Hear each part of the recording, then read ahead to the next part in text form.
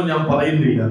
പക്ഷെ ഒന്ന് നിങ്ങൾ അറിയണം, പ്രിയപ്പെട്ട ഉമ്മയുടെ കഴുത്ത് വെട്ടിമുറിച്ചിട്ട് കൊടുവാളെടുത്ത് ഉയർത്തിയിട്ട് നീ എന്നെ പെറ്റതിന് ഞാൻ നിനക്ക് തന്ന സമ്മാനമാടി എന്ന് പറഞ്ഞത് ആഷിഖും പറയപ്പെട്ടത് സുബൈദയുമാണ്.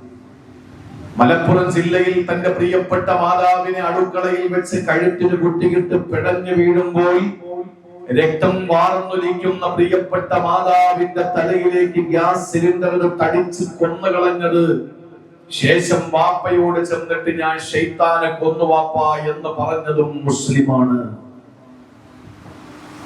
5 പേരെ കൊന്നൊടുക്കിയിട്ട് അതിൽ 2 പേര് അബ്ദുൽ ലത്തീഫും ഷാഹിദയും എന്റെ അകന്ന ബന്ധുക്കളാണ്.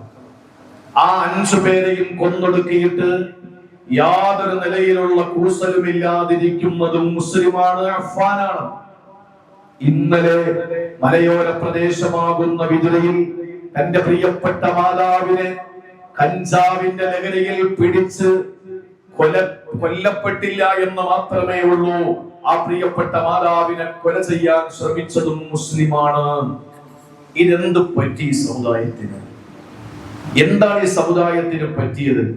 മദ്രസകൾക്ക് കുറവുണ്ടോ? മതപ്രസംഗങ്ങൾക്ക് കുറവുണ്ടോ?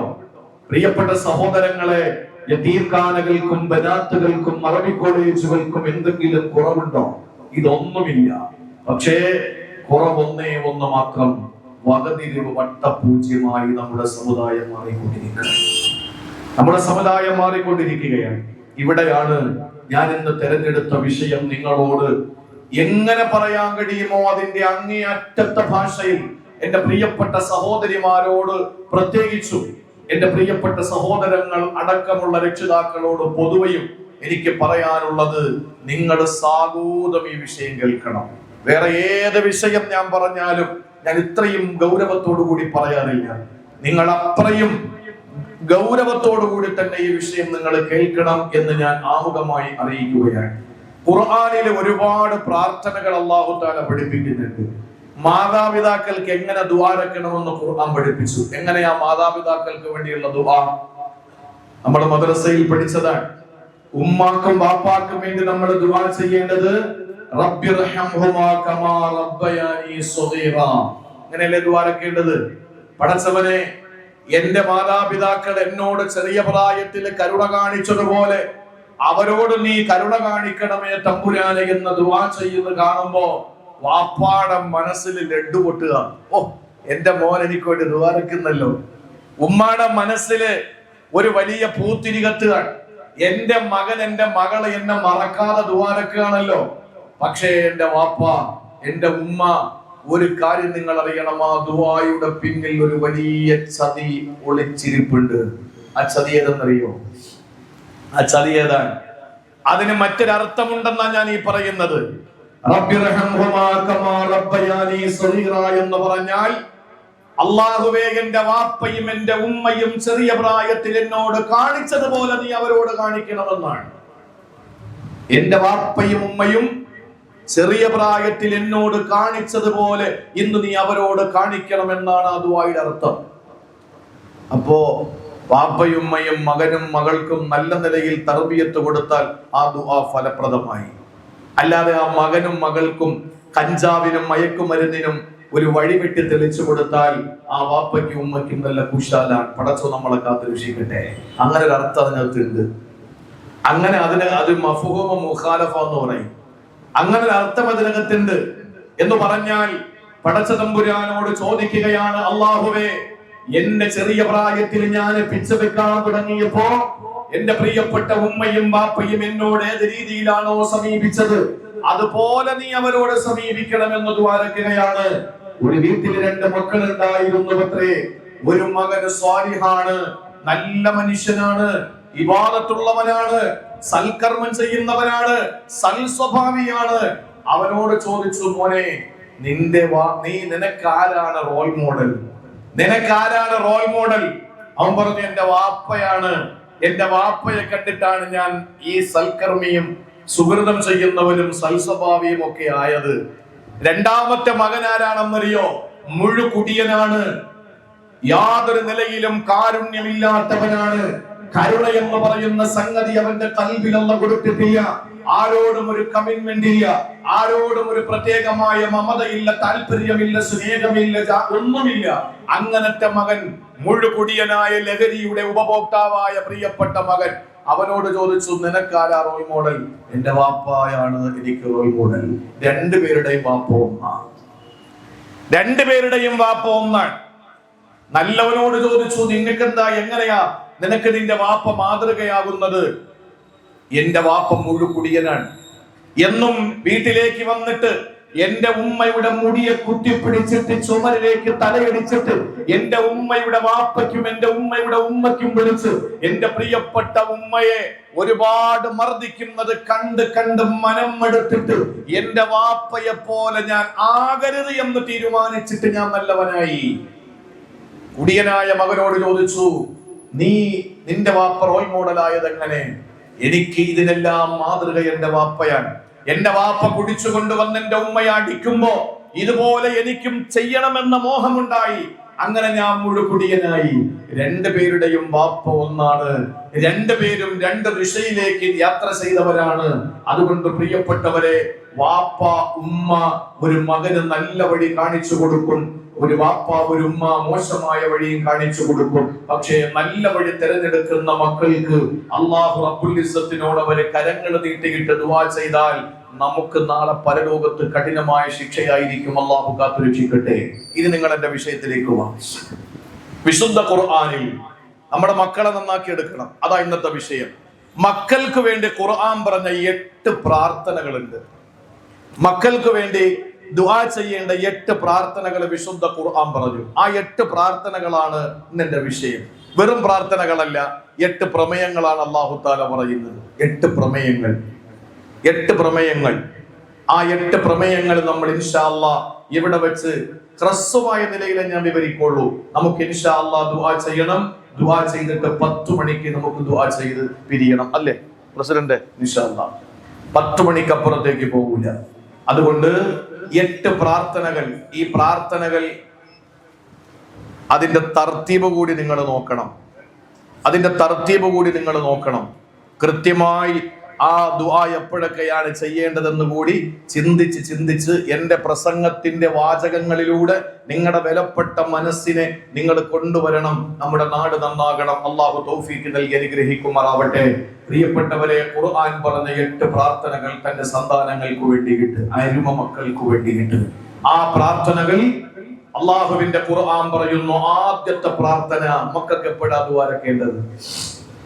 +1 +2 പഠിക്കുന്ന മകനെയും മകളെയും കോളേജിന്റെ ഉള്ളിൽ കോളേജിന്റെ പ്രിൻസിപ്പളോ കോളേജിന്റെ അധ്യാപകരോ പിടിച്ചു വെച്ചിട്ട് നമ്മളെ ഫോൺ ചെയ്ത് നമ്മൾ അവിടെ ചെന്ന് മകന്റെയും മകളുടെയും ബാഗിൽ നിന്ന് MDMA കഞ്ചാവ് കിട്ടിയെന്ന് പറയുമ്പോ, അള്ളാഹുവേ എന്റെ മകന്റെ മകളുടെ കാര്യം വല്ലാത്ത കഷ്ടമാണ്, നീ നന്നാക്കണേ എന്ന് പറഞ്ഞാലോ, അല്ലെങ്കിൽ ഉസ്താദിനോട് വന്നിട്ട് ഒരു ചരട് വാങ്ങി കൊടുത്തിട്ട് ഉസ്താദെ ഒന്ന് ഓതിത്തരണം, എന്റെ മോള് പിഴച്ചു പോവാ.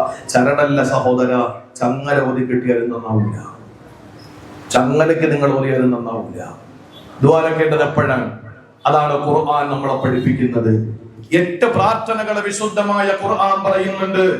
ആ 8 പ്രാർത്ഥനകൾ തന്റെ സന്താനങ്ങൾക്ക് വേണ്ടി ദുആ ചെയ്യണമെന്ന് പഠിപ്പിച്ചത് പുരാതന കാലത്തെ പ്രാകൃതന്റെ പുരോഗമന കാലത്തെ പരിശുദ്ധന്റെ മനോമുഖത്തിൽ പരിവർത്തനത്തിന്റെ പടകത്തുനി മുഴക്കിയ പരിശുദ്ധ ഖുർആൻ, ആഗോള സംസ്കാര സംശുദ്ധ സിദ്ധാന്തങ്ങളിൽ ചോദിയ വിശുദ്ധ ഖുർആൻ.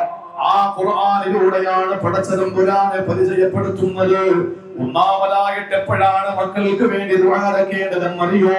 തന്റെ പ്രിയപ്പെട്ട ഭാര്യ ഗർഭിണിയാകുന്നതിന് മുമ്പ്, തന്റെ ഭാര്യ ഗർഭിണിയാകുന്നതിന് മുമ്പ് ഒരിക്കലും തനിക്ക് സന്താനങ്ങൾ കിട്ടുമെന്ന് ഉറപ്പില്ലാതിരിക്കുന്ന സമയത്ത്, വിവാഹം കഴിക്കാതെയോ കഴിച്ച ഉടനെയോ തന്റെ ഭാര്യ ഗർഭിണിയാണെന്ന സന്തോഷവാർത്ത നിന്നോട് നിന്റെ ഭാര്യ കാതിൽ കിന്നാരം പറയുന്നതിന് മുമ്പ് അല്ലാഹുവിനോട് നീ ദുആരക്കണം. എന്താ ദുആരക്കേണ്ടതെന്നറിയോ? ആലു ഇമ്രാന്റെ കുടുംബം എന്ന് പറയുന്ന വിശുദ്ധമായ ഖുർആനിലെ ഏറ്റവും വലിയ 2ാമത്തെ അധ്യായമുണ്ടല്ലോ. ഫാത്തിഹ കഴിഞ്ഞാൽ ബഖറ കഴിഞ്ഞാൽ കഴിഞ്ഞാൽ ആലു ഇമ്രാൻ, ഈ ആലു ഇമ്രാനിന്റെ 38ാമത്തെ വചനത്തിലൂടെ സൂക്തത്തിലൂടെ അല്ലാഹ് പറയുകയാണ്, നിനക്ക് സന്താനങ്ങൾക്ക് വേണ്ടി ദുആരക്കേണ്ടത് എപ്പോഴും അറിയോ? വിശുദ്ധ ഖുർആൻ പറയുകയാണ്, ഹുനാലിക ദഅ സക്കരിയ റബ്ബാ ഖാല റബ്ബി ഹബ്ലി മിൻ ലദുൻക ദുർരിയ്യതൻ ത്വയ്യിബാ. സഹോദരങ്ങളെ, സക്കരിയ നബി അലൈഹിസ്സലാം പടച്ചവനോട് ദുആ ചെയ്യുകയാണ്. എപ്പോഴാണ് ദുആ എന്നറിയോ? സക്കരിയ നബി അലൈഹിസ്സലാം ദുആരക്കുന്ന സമയമേല, എന്റെ പ്രിയപ്പെട്ടവള് ഗർഭിണിയായ സമയത്തല്ല, എന്റെ ഭാര്യ പ്രസവിക്കുന്ന സമയത്തല്ല. സക്കരിയ നബി അലൈഹിസ്സലാമിന്റെ പ്രിയപ്പെട്ട ഭാര്യ പ്രസവിക്കൂല എന്ന് വൈദ്യശാസ്ത്രം വിധി എഴുതിയ സമയത്താണ്. എന്തുകൊണ്ടാണ് ഭാര്യ പ്രസവിക്കാത്തവരായതെന്നറിയോ? വിശുദ്ധ ഖുർആൻ സൂറത്തു മറിയമിൽ കാണാം,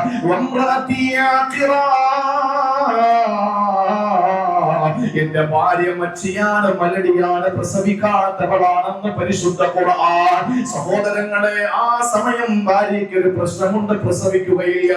അവരുടെ യൂട്രസിന് സംഗതി പ്രശ്നമാണ്.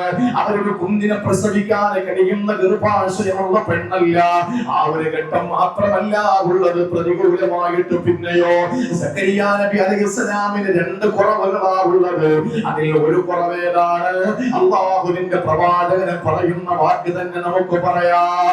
അല്ലാഹുവിന്റെ വിശുദ്ധ ഖുർആൻ സൂറത്തു മറിയമിൽ തന്നെ നമുക്ക് കാണാം, വഹനൽ അളമു മിന്നി വസ്തഅല റഅസു ശൈബാ. പടച്ചവനെ, എന്റെ എല്ലുകളെല്ലാം നുരുമ്പി പോയിരിക്കുകയാ, എന്റെ സന്ധികളെല്ലാം പ്രശ്നത്തിലാണ്. പടച്ചവന് ഒന്ന് എഴുന്നേറ്റ് നിൽക്കാനുള്ള ആരോഗ്യം എനിക്കില്ല. എന്റെ തലമുടിയെല്ലാം നരച്ച് തലബാധിച്ചിരിക്കുകയാണ് തമ്പുരാനെ. എന്റെ ശരീരത്തിന്റെ എല്ലുകളെല്ലാം ക്ഷയിച്ചുപോയി, എന്റെ തലമുടി മുഴുവനും നരച്ചുപോയി. പ്രായാധിക്യം വന്ന ഞാൻ എങ്ങനെയാണ് ഒരു കുഞ്ഞിനെ ഉണ്ടാക്കുക? ഒന്ന് എഴുന്നേറ്റ് നിൽക്കാനുള്ള ആരോഗ്യം പോലും എനിക്കില്ലല്ലോ തമ്പുരാനെ. പിന്നെ എങ്ങനെയാണ് എനിക്ക് സന്താനങ്ങൾ ഉണ്ടാവുക? എന്റെ തലമുടി നരച്ചു തമ്പുരാനെ, പ്രായം അതിന്റെ മൂർധന്യതയിൽ എത്തിറപ്പ്. എന്റെ ഭാര്യയാകട്ടെ പ്രസവിക്കാത്ത പെണ്ണാണ്. എന്നാലും പടച്ചവനെ, എനിക്ക് നിന്നോട് ചോദിക്കാനുള്ളത്, റബ്ബി ഹബ്ലി മിൻ ലദുൻക ദുർരിയ്യതൻ ത്വയ്യിബാ. ഒരു സ്വയ്യബത്തായ കുട്ടിയെ നീ എനിക്ക് തരണേ അല്ലാ. ഒരു പരിശുദ്ധനായ കുഞ്ഞിനെ എനിക്ക് തരണേ അല്ലാ. സക്കരിയ നബി അലൈഹിസ്സലാം ദുആരക്കുകയാണ്. പ്രിയപ്പെട്ടവരെ, ആ സമയത്ത് അല്ലാഹുവിന്റെ ഭാഗത്ത് നിന്ന് വിളി വരികയാണ്, യാ സക്കരിയ ഇന്നാ നുബശ്ശിറുക ബിഗുലാമിൻ ഇസ്മുഹു യഹ്യാ. ഇതാ നിങ്ങൾക്ക് യഹ്യ എന്ന ഒരു മകനെ ഞാൻ തരികയാണ് നബിയേ.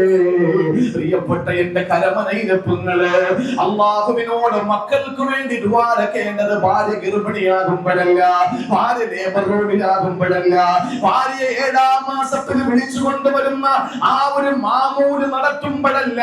പിന്നെ എപ്പോഴാണ് പെങ്ങളെ ദുആ ചെയ്യേണ്ടതെന്നറിയോ?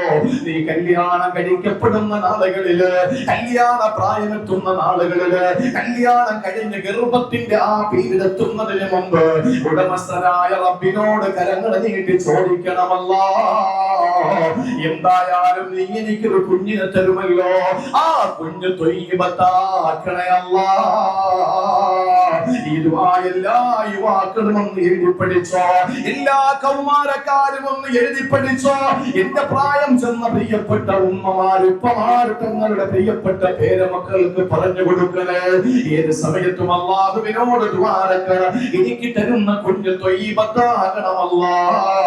ആ ദുആയാണ് ഒന്നാമതായിട്ട് ഖുർആൻ മക്കൾക്ക് വേണ്ടി പഠിപ്പിക്കുന്ന ദുആ.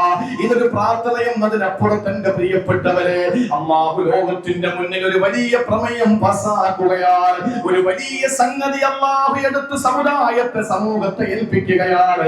ആ കാര്യമേലെന്നറിയോ?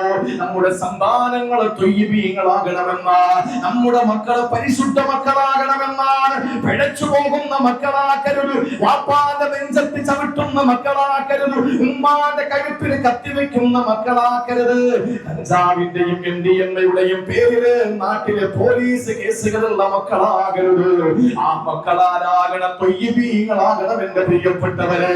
ആ ത്വയ്യിബീങ്ങളായ മക്കളായി നമ്മുടെ മക്കളെ മാറണമെങ്കിൽ എന്റെ പ്രിയപ്പെട്ട ഉപ്പാ, ജീവിതത്തിൽ നമ്മൾ ത്വയ്യിബീങ്ങളാകണമെന്ന് ഖുർആൻ മറ്റിടത്ത് പറയുന്നുണ്ട്. അപ്പൊ ഒന്നാമത്തെ ദുആ, എന്റെ സന്താനങ്ങളെ ത്വയ്യിബീങ്ങളാക്കണേ തമ്പുരാനെ, എന്റെ മക്കളെ ത്വയ്യിബീങ്ങളാക്കണേ റഹ്മാനെ എന്ന് ദുആ ഇറക്കണം. അതൊരു ദുആ മാത്രമല്ല, ഒരു കേവലം ദുആ എന്നതിനപ്പുറത്ത് നമ്മുടെ മക്കളെ ത്വയ്യിബീങ്ങളാക്കണം.